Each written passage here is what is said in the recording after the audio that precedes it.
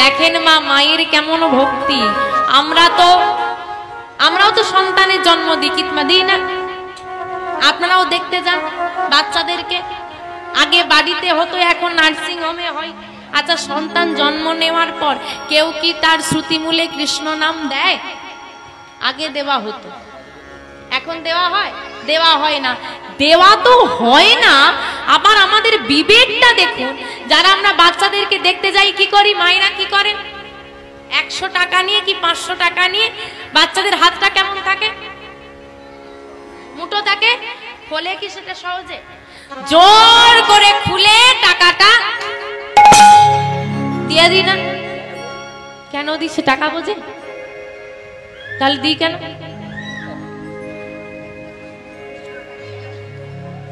টাকা দিয়ে মুখ দেখতে হয় বলে দিয়েছে,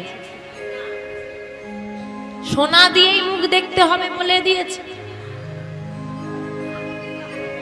ভালোবেসে টাকা দেওয়া যায়, টাকায় ভালোবাসা আছে। জানেন অর্থটা কি? টাকা মানে মায়া, টাকা মানে জ্বালা। যার যত টাকা বাড়ে, তালা বাড়ে, তার তত জ্বালা। তা আমি জ্বলছি, টাকা নিয়েই তো জ্বলছি। আজকে বাবা মায়ের যে অবস্থা, কেন? বাবা যদি সম্পত্তিটা নিজের নামে রাখে, 2 ছেলে 2 পায়ে তেল মাখাবে। বাজারে তেল পাওয়া যাবে না, এত তেল ঢাল। সম্পত্তিটা লিখে দাও। তাহলে সমস্যা কোথায় এসে দাঁড়ালো? টাকায়। ছোটবেলা থেকে মা 2 সন্তানকে একই চোখে দেখে বড় করলো, বড় হয়ে গিয়ে ছুরি কাটারি কিসের জন্য? টাকা। এই সম্পত্তি। আরে ঘুরে ফিরে একই জায়গায় ফিরে আসবে। টাকায় ভালোবাসা নেই। তা আমি টাকা নিয়ে জ্বলছি, পুরো জগৎ জ্বলছে, তুই কেন বাদ যাবি? এনে ধর, তুইও জ্বলবি। তাকেও জ্বালিয়ে দিয়ে চলে এলাম। সন্তানকে দেখতে যাবে, বাচ্চা দেখতে যাবে? চলুন ছোট ছোট জামা কাপড়, ফল ইত্যাদি আমরা নিয়ে যাই। পারলে কানের কাছে একটু কৃষ্ণ নাম গেয়ে দিয়ে আসবেন, আশীর্বাদ করে আসবেন। আপনাদেরকে কেউ প্রণাম করলে কি আশীর্বাদ করেন? বেঁচে থাকো বাবা। তাই তো? কি হবে বেঁচে থেকে? দিন রাত তুমি নিজে বলছো ঠাকুর আমাকে তুলে নাও, কি বলছো না? আর লোককে বলছো বেঁচে থাক। আশীর্বাদ করো, কৃষ্ণ ভক্তি হোক। কি আজ থেকে কি আশীর্বাদ করবে? বাহ, এই তো। তা পালন করবে তো? চেষ্টা করবে। ছোট একটা কাজ দিলাম যে প্রণাম করলে বলবে বেঁচে থাক, নয় কৃষ্ণ ভক্তি হোক। বলে চেষ্টা করো। আসলে চেষ্টা করবো নয়, গন্ডগোলটা রাস্তায় না বেরোতে বেরোতে ভুলে যাব। রাধে রাধে। তাই না? মায়াবতী মা সন্তানটাকে কিন্তু গৌর গোবিন্দ চরণে দিয়ে দিল। যে সন্তানকে, আপনার সন্তানকে আপনি আমাকে দিয়ে দিলে আপনার আর অধিকার থাকবে? দেখুন শুরুটা কিভাবে হচ্ছে, ভাবুন শেষে গিয়ে কি হবে। কিন্তু মা এইবার আর তো পাশাপাশি লোক সাহায্য করবে না, সব দিন করবে, নিজেকে কিছু করতে হবে। ছোট্ট ছেলেটাকে কোলে নিয়ে শুরু হলো মায়াবতী মায়ের পরের বাড়ি কাজ করা। পিতা নেই, সন্তান তো মানুষ করতে হবে। যদি কোনো সন্তানের বাবা না থাকে, মা পারবে মানুষের মতো মানুষ করতে, বাবার জায়গাটা পূরণ করতে। কিন্তু কোনো সন্তানের যদি মা না থাকে, হতে পারে বাবা কোটি টাকার মালিক, কিন্তু মায়ের স্থান পূরণ করতে পারবে। ওই মায়াবতী মা কোলে নিয়ে ছেলেটাকে শুরু করেছে পরের বাড়ি কাজ করা। কি করা? কারো ঘর মুছে দেয়, কারো বাসন মেজে দেয়, কারো রান্না করে দেয়। তাই দিয়ে চলছে সংসার।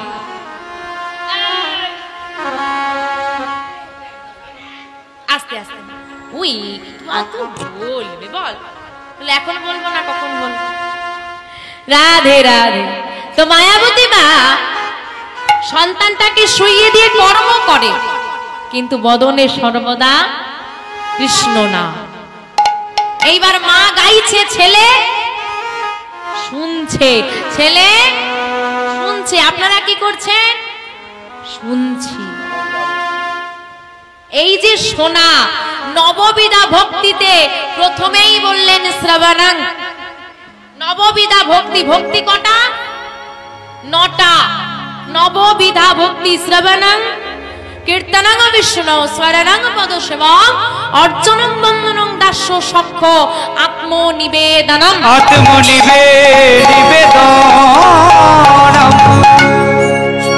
তাহলে শ্রবণ করছে, প্রথমেই বলল শ্রবণ। ওমা, শ্রবণে যতটা ভক্তি আসে অন্য কোনো কিছুতে আসে না। শুনতে শুনতে নয়নে বাড়ি, শুনতে শুনতে হৃদয়ে ভক্তি সহজেই এসে যায়। মা গাইছে, সন্তান শ্রবণ করছে, চলুন আমরাও সবাই মিলে গাই। তবে আমরা যেহেতু গৌরের মাটির মানুষ, কৃষ্ণ দাপর যুগে আমি তো পেয়েছি আমার গৌর হরিকে। আরে কৃষ্ণকে ডাকলে না রাধাকে ডাকা যায়, কিন্তু আমার গৌর হরিকে ভালোবাসলে রাধা কৃষ্ণ যুগলে পাওয়া যায়। বহিরঙ্গে শ্যাম অন্তরঙ্গে শ্যাম, বহিরঙ্গে রায়, মানে বাইরেটা রাধারানীর আর ভেতরটা কৃষ্ণের। তাই বহিরঙ্গে রায় অন্তরঙ্গে শ্যাম, দুই মিলিয়ে এক হলো গৌর গুণধাম। তাই যারা যারা আমার গৌর হরিকে ভালোবাসেন সবাই মিলে আমার একটু গৌর হরির নামে উলুধ্বনি দেখি। উলুধ্বনি, উলুধ্বনি, উলুধ্বনি। আমার গৌরে এই সোনার নদিয়া উলুধ্বনি হরিধ্বনি। আচ্ছা বা গৌর হরির হাতটা কেমন থাকে? তো সে সব সময় আমাদের জন্য হাত তুলে রেখেছে, তার জন্য 5 মিনিট হাত তুলতে পারবো না? যারা দাঁড়িয়ে আছেন বাবা হাতগুলো দেখি, ওদিকের সবার হাত উঠেছে। আমার গৌরে লদে সোনার নদিয়া উলুধ্বনি হরিধ্বনি সবে তো সোনার গৌরে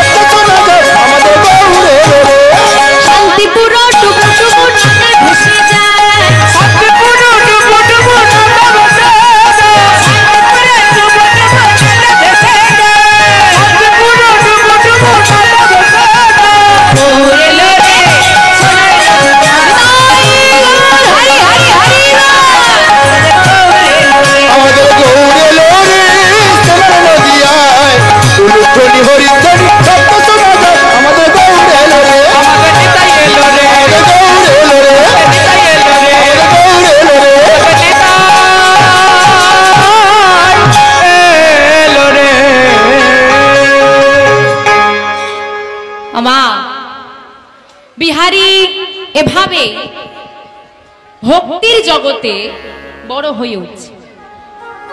মায়ের সঙ্গে ছেলেও গায়। দেখতে দেখতে বিহারী যখন 7-8 মাসের হলো, বিহারী তো আর বিহারীর ওই মাতৃস্তন দুগ্ধে চলবে না, এবার কেনা লাগবে খাবার। তখনই দেখা দিল সমস্যা। কিসের সমস্যা? অর্থ। কোথায় পাবো? কতটুকু রোজগার, পরের বাড়ি কাজ করে তাও কোনো ক্রমে চলে যাচ্ছে। কষ্টটা মায়ের। এবার দেখতে দেখতে বিহারি বড় হয়েছে, 5 বছরের হয়েছে। এখন বিহারি যত বড় হয় অভাব তত বাড়ে। অভাব বাড়ে, সন্তানের সেবায় ত্রুটি নেই, কিন্তু মায়ের সেবা ঠিক মতো হয় না। বিহারি প্রায় রাতে খেয়াল করতে শুরু করলো মা না খেয়েই ঘুমিয়ে পড়ে। বিহারি একদিন মাকে জিজ্ঞেস করছে, মা ও মা, তুমি খাবে না কিছু? তুমি কিছু খাবে না? না বাবা, আজকে না শরীরটা ভালো লাগছে না, চল দুজনে শুয়ে পড়ি, আর আজকে খেতে ভালো লাগছে। কি মা, খেতে ভালো লাগছে না? অভাব। আমরা যতই বলি অর্থ সব নয়, কিন্তু জানো মা, অর্থ না হলেও না কিছু হয় না।